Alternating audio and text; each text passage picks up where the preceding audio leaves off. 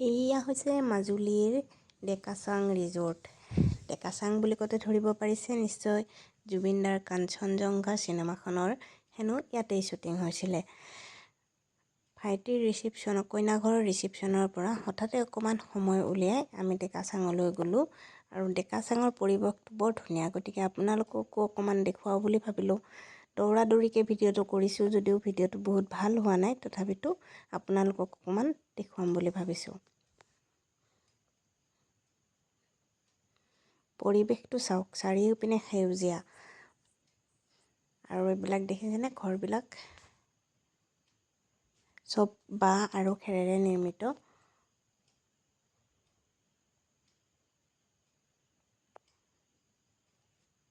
এয়া চাওক,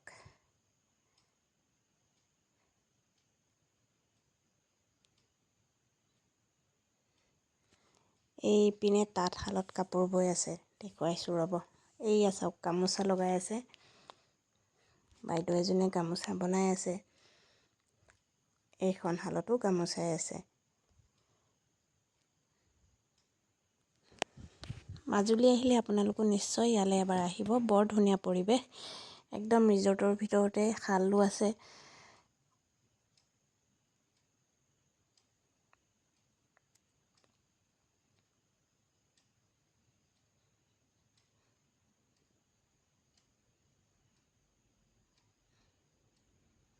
ভিতৰলৈ আহি আছোঁ, ভিতৰৰ পৰিৱেশটো দেখুৱাবলৈ চেষ্টা কৰিম অকণমান, যদিও হাতত বৰ বিশেষ টাইম নাই, অলপ সময়ৰ কাৰণে আহিছোঁ। অকণমান সময়তে যি পাৰোঁ দেখুৱাম। এইফালে ইয়া চাওক, বৰ ধুনীয়াকৈ ফুলবোৰ লগাই থোৱা হৈছে। আৰু এইয়া ভিতৰখন চাওক না, ঘৰবিলাক চাওক, কটেজবিলাক ইমান ধুনীয়াকৈ বনাইছে, চব বাঁহৰে হয়, বাঁহ আৰু খেৰ।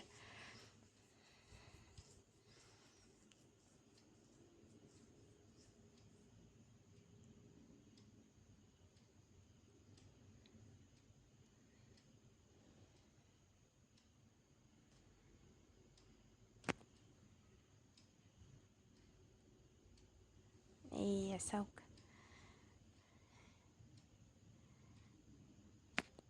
ঘৰটো অকণমান মই দেখুৱাই দিছোঁ।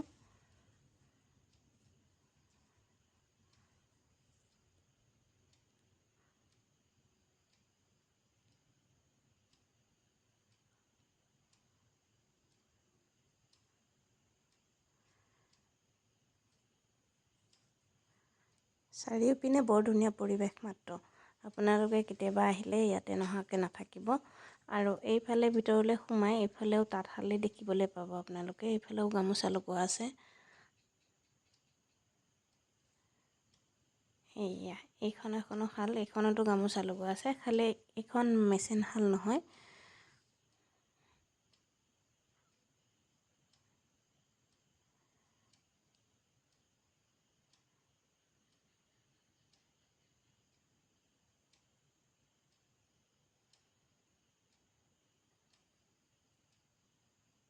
এইফালে ইয়াতে বহি সকলোৱে বৰ ধুনীয়াকৈ খাব পাৰি।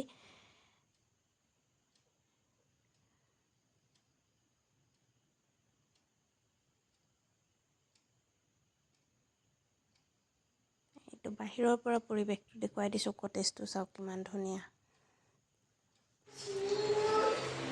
কেনে খানা? একদম ধুনীয়া। মা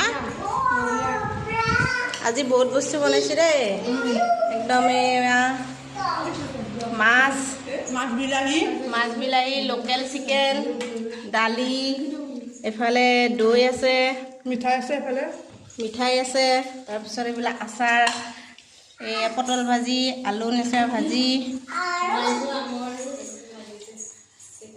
এই মেইন ৰান্ধনী। একদম থেংক ইউ দেই, বৰ ধুনীয়া খানা খাব পাইছোঁ আজি না। জেঠাই কোৱা থেংক ইউ, কোৱা থেংক ইউ।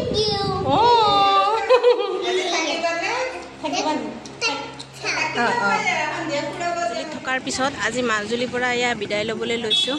আমি বৰ্তমান বাছৰ কাৰণে ৱেইট কৰি আছোঁ আৰু আজি এতিয়া আমি গুৱাহাটীলৈ যাম। মাজুলীৰ পৰা বিদায় ল'ম। আমি আহিলোঁ ৰাতিপুৱাই, আমি যিখন কটেজত আছিলোঁ তাৰ পৰা বিদায় লৈ আহিলোঁ ফুলনিলৈ। ফুলনিত আমাৰ মাহীৰ ছোৱালীজনী থাকে, তাইৰ তাত থাকিলোঁ, দিনত ধুনীয়াকৈ এসাঁজ খালোঁ। এতিয়া তাইৰ পৰা আমি বিদায় লৈ যাবলৈ ওলাইছোঁ। এয়া আমাৰ ট্ৰলি চলি ৰেডি।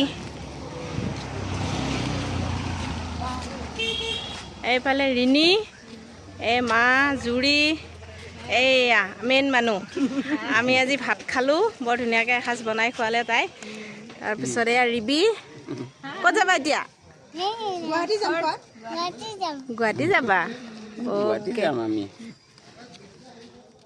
4টা দিন মাজুলীত থাকিলোঁ। 4 দিনৰ পিছত ঘৰলৈ যাবলৈ ওলাইছোঁ। এটাই কথাই বুজিলোঁ, মাজুলীখন সঁচাই বৰ ধুনীয়া, পৰিৱেশবিলাক বহুত ধুনীয়া, গাঁৱলীয়া, একদম শান্ত পৰিৱেশ। ইয়াত কোনো ধৰণৰ হাই উৰুমি নাই, আৰু ইয়াত বৰ ধুনীয়া ঠাণ্ডা পৰিৱেশবিলাক। মানে আমি যিমান দিন থাকিলোঁ ইয়াত আমি প্ৰায় ফেন ব্যৱহাৰ নকৰিলোৱেই, আমি ব্লেংকেটহে লৈছোঁ ওলোটাই, ইমান গৰমতো। বৰ ধুনীয়া এটা বতাহ বলি থাকে। আৰু আমি এইখন ৰিজৰ্টত আছিলোঁ, এইখনত থাকি বহুত ভাল লাগিলে। আৰু মাজুলীৰ বেছিভাগ ঘৰেই হৈছে চাংঘৰ, গতিকে চাংঘৰৰ ডিজাইনবিলাক বহুত ইউনিক ডিজাইন হয়, বা আৰু খেৰেৰে তৈয়াৰী হয়। একদম দেখিবলৈ বেলেগ এটা লুক আছে আৰু থাকিও বহুত ভাল লাগে। আপোনালোকো যদি মাজুলীলৈ কেতিয়াবা যায়, আপোনালোকে ইচ্ছা কৰিলে এইখন কটেজত থাকিব পাৰিব, য়গড্ৰাছিল বেম্বো কটেজ। আমি ইয়াত 4 দিন থাকিলোঁ। তেওঁলোকৰ ব্যৱহাৰ বহুত ভাল, খাদ্য ধুনীয়া কৰি আপুনি যি খাব বিচাৰে সকলোবিলাক বনাই দিয়ে। আপোনালোকে নিজৰ ইচ্ছামতে, এইবিলাক চব পথাৰ চাৰিওপিনে পুখুৰী আছে, সকলোৱে আপোনালোকে কৰিব পাৰিব। পুখুৰীত মাছ ধৰি আপোনালোকক বনাই খুৱাব, আপোনালোকে যদি বিচাৰে খাবলৈ। বৰ ধুনীয়া পৰিৱেশ। আমি 4 দিন থাকিলোঁ। 4 দিন থাকি গুৱাহাটীলৈ বুলি ৰাওনা হ'লোঁ আজি, আৰু মাজুলীৰ পৰা বিদায় ল'লোঁ। কেতিয়াবা নিশ্চয় আকৌ আহিম সময় সুবিধা মিলিলে, যিহেতু মাজুলীখন ধুনীয়া, বহুত ঠাই চাবলগীয়া আছে। আমি যিহেতু এদিনহে ফুৰিবলৈ টাইম পালোঁ, এদিনত বহুত ঠাই ফুৰাটো ইমান পচিবল নহয়, গতিকে নিশ্চয় কেতিয়াবা আহিম আৰু সত্ৰবিলাক কেতিয়াবা আকৌ চাম।